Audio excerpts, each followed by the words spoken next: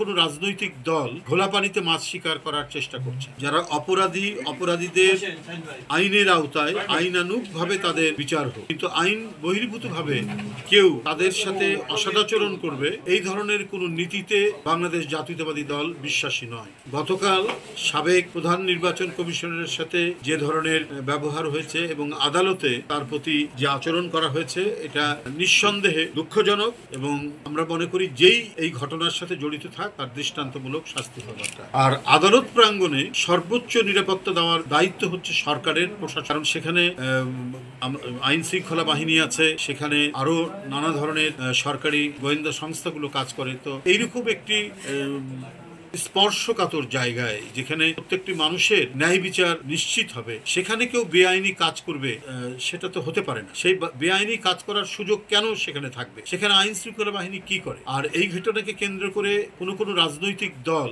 ঘোলা পানিতে মাছ শিকার করার চেষ্টা করছে। আমি আবারও সুস্পষ্টভাবে বলতে চাই, যেটি 5ই আগস্টের দিন থেকে দলের সম্মানিত এবং মজলুম চেয়ারপারসন দেশনেত্রী বেগম খালেদা জিয়ার আপনারা ভিডিও বার্তা দেখেছেন, এবং বিএনপির ভারপ্রাপ্ত চেয়ারম্যানের যে নির্দেশনাবলী, যে বার্তা আপনারা দেখেছেন, যে কেউ কোনো বিশৃঙ্খল আচরণ করবে না, কেউ কোনো বেআইনি আচরণ করবে না, কেউ কোনো ভাঙচুরের সাথে যুক্ত থাকবে না, কেউ কোনো দখল লুটপাটের সাথে যুক্ত থাকবে না।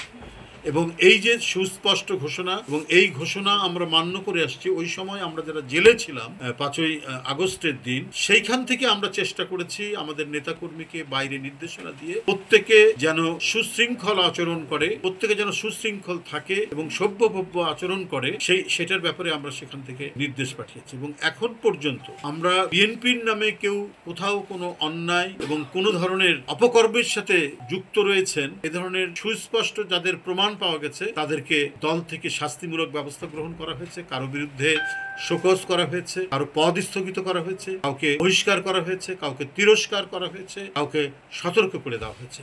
এই ধরনের ঘটনা প্রায় 4000 থেকে 5000 হবে এরই মধ্যে।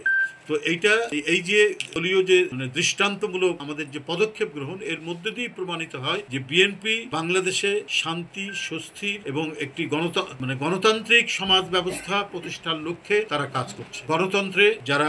গণতন্ত্র মানা মানুষ এবং দেশের জনগণ, তারা তাদের যাতে সকল যে স্বাধীনতা গণতন্ত্রে নিহিত রয়েছে, আমরা যদি প্রকৃত গণতন্ত্র বিবেচনা করি, সেখানে নাগরিক স্বাধীনতা সহ সকল স্বাধীনতা এটা নিশ্চিত রয়েছে, আমরা সেই গণতন্ত্র প্রতিষ্ঠা করতে চাই। সেখানে কেউ বেআইনি আচরণ করবে, এটা বিএনপি কখনোই বরদাস্ত করবে না।